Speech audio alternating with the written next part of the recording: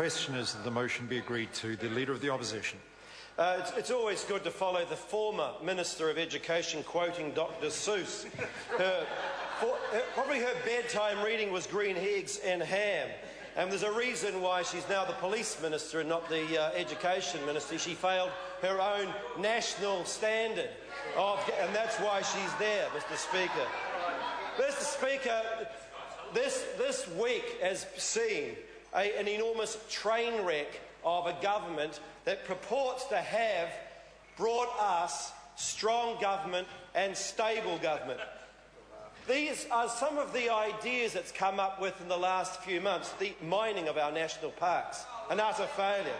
Financial services hub. Whatever happened to that financial services hub, Mr. Speaker? A convention centre funded by pokey machines, Mr. Speaker. But the big kahuna of an idea was always going to be the asset sales. This was going to solve the debt crisis, the spending in schools, on health services, on children. The entire gamut of government expenditure was going to be solved simply by selling off our state-owned assets against the will of the public. And the reason that the benefits started to grow and grow and grow was because the public didn't actually believe for a minute that the assets was going to do that. But now, sir, as a result of these asset sales, we now have a complete train wreck where there once was a shiny, bright, great idea by the National Party. The shiny, bright idea, the brighter future that was supposed to be brought by selling assets, is now languishing and likely to be delayed.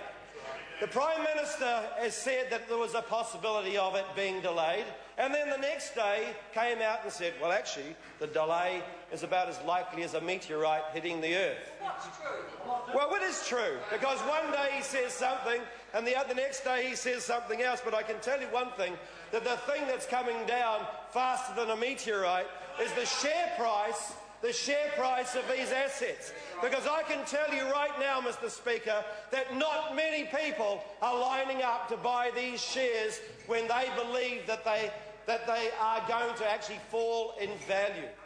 And not only that, Mr. Speaker, we actually find out this week that the government, despite what it says, is actually thinking about listing them on the Australian Stock Exchange.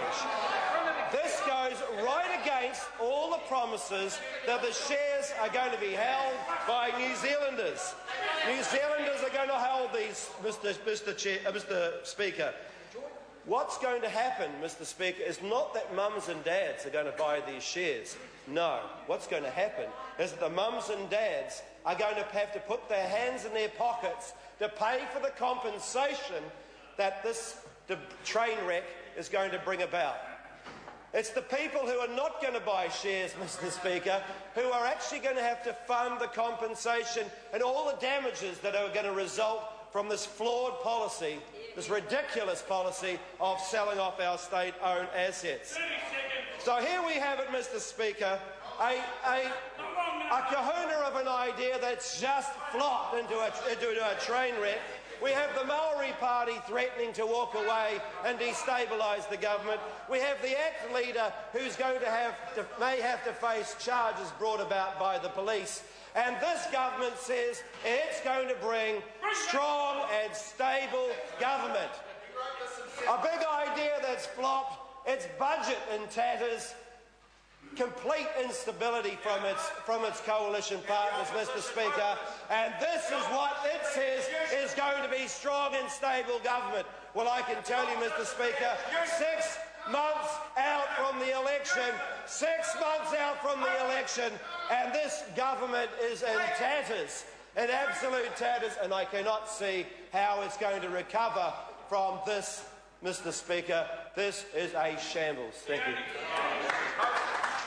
Te oroa Flavel.